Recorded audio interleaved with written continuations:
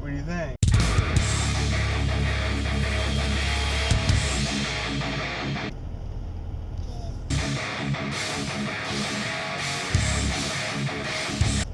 Good. All right, good morning, everybody. It's Wednesday, December 2nd, 2020, and I'm headed into work for the day. And just wanted to check in and see how you all are doing. I got Speedy Gonzalez behind me about to rear end me. But yesterday was December 1st. Yesterday was Tuesday, and the Fortnite season ended. I don't know what chapter or what season, I don't know anything about that, but it was a Marvel one. We'll probably remember it as the Marvel season. I doubt Marvel's gonna be in there forever. I got a hair or something hanging down. It's driving me crazy. Hold on. So, yesterday was pretty cool though. So it was a live event at 3 p.m. and the whole premise was Galactus, this big guy, was going to come and destroy the Fortnite world. He was going to steal the 0-point energy and yeah, destroy the world. Tony Stark came in and saved the day. So ironically enough, the season ended on Tuesday.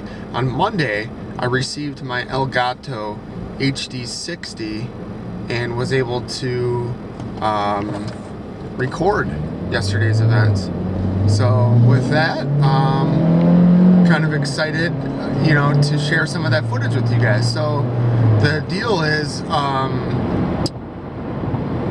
got,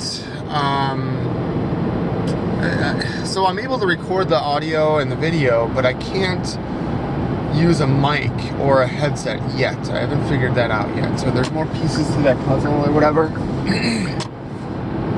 But there's something more I got to do with the configuration and the setup, and I need to do something where I change it to dual monitors, meaning like the second output monitor goes to the Elgato versus using the Elgato in stream. Using the Elgato in stream causes all kinds of other weird issues, like the video flickers and all kinds of shit when it's not being run, and whatever else. And sometimes I gotta restart the Elgato. So if I'm running it or using it on a secondary monitor type of setup, I don't think that should be a problem. I finally found a tutorial that shows hopefully everything I need to do to set it up. It looks like they do something with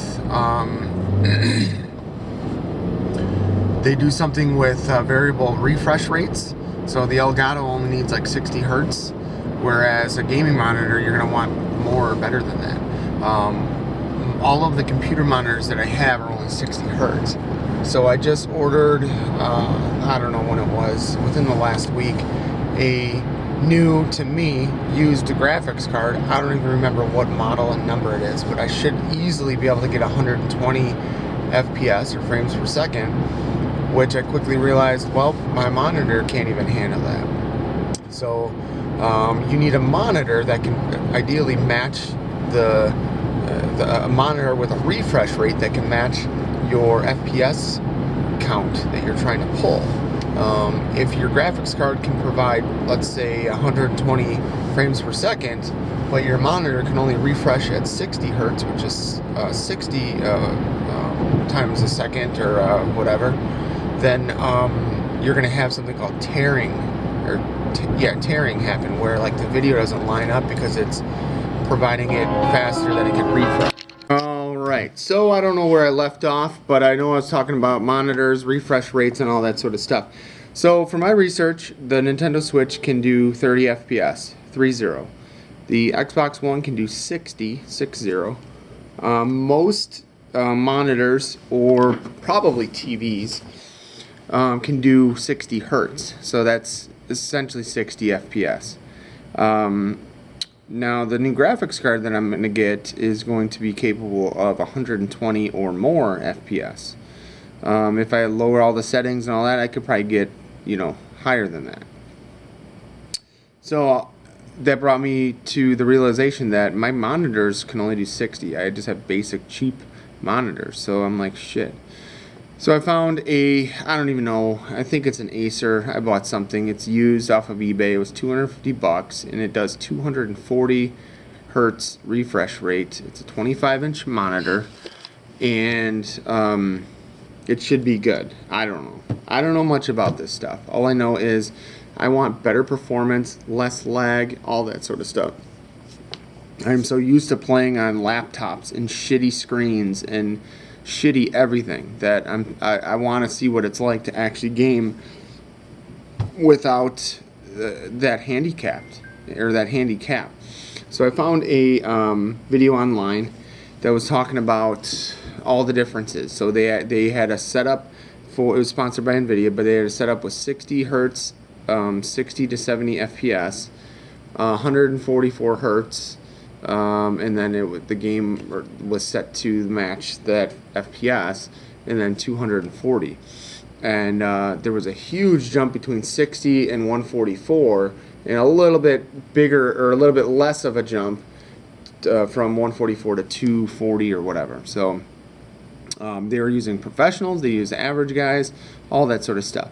So I'm not even getting 60 right now. I'm getting like 20 FPS, maybe 30, and it's so terrible. It's so cringy. You could see like in my Elgato footage, like I fire and the guy like moves this way, he's strafing, so then I go that way and fire, and then he strafes back, and I just like miss every shot. I'm like on either side of him, and it's just terrible.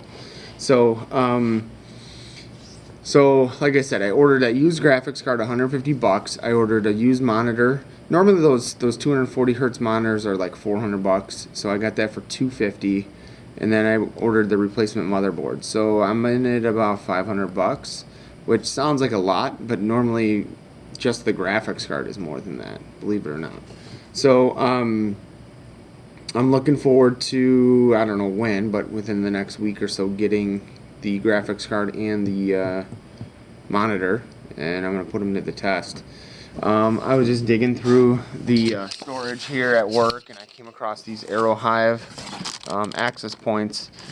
This is a AP630, and I'm trying to figure out, they do support VLANs and all that sort of stuff, but I'm trying to figure out if it's possible to configure them manually. So mainly meaning that Aerohive, I think it's a now defunct company, but Aerohive was designed to run with some sort of cloud management bullshit.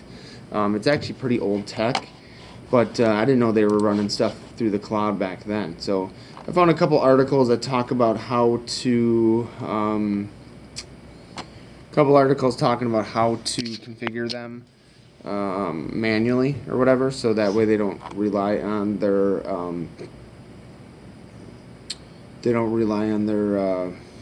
that cloud management and stuff, because it's a subscription and all that. So I don't know. So that's what I'm gonna try to work on. Because like my Cisco access points, I have oh geez, I don't remember the model numbers, but they're absolutely garbage. They're literally, I think, A and B Wi-Fi only. This one will do 2.4 and 5 gigs, so I think this is G and N or something like that. So I'm kind of excited if I can figure it out. I don't know, because this you know, I don't know. I don't know if it's possible or whatever. So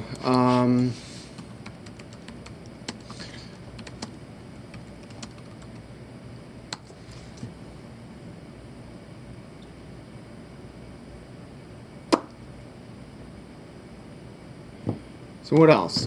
Today's a down day in the stock market, so I'm kind of getting hammered. Not super bad, considering that I have a lot of money in play. Like, my whole portfolio is in positions, which is crazy. But yeah, I'm gonna log in now and see where I'm at. So the new season of Fortnite started today. I haven't even logged in. Like I said, I'm in the office today. I'm kind of stuck here. It's 3 o'clock, and I have one tech here that's fucking around. And he's like, oh, I had 3 hard drives to replace. I was able to do 2, but 1 I couldn't do. And I'm like, okay. So right now my overall balance is down 3.73%, which is quite a bit. But I mean, whatever. It's like I said, it's not too bad for how much money I have in play. I do have one position that's up 8%, and it's a larger position, so that's cool. But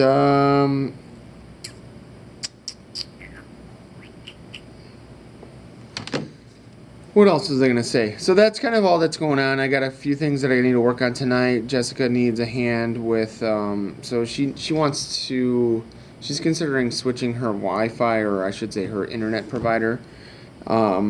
But I told her, I'm like, you know, if you're rocking Wi-Fi, that could be your issue. So she sent me a screenshot of like her speed test, and her upload is like 19, almost 20 meg upload. And she has AT&T. I have Comcast, and I'm getting like 10 upload. So I don't know what that's about, because I thought everyone pretty much capped basic internet to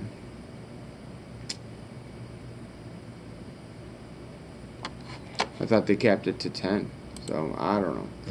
So I need to figure that out, or I'm gonna go and troubleshoot that with her. I need to bring my light gun for clicking and getting her Christmas tree fixed. And we'll see what happens with all of that. So,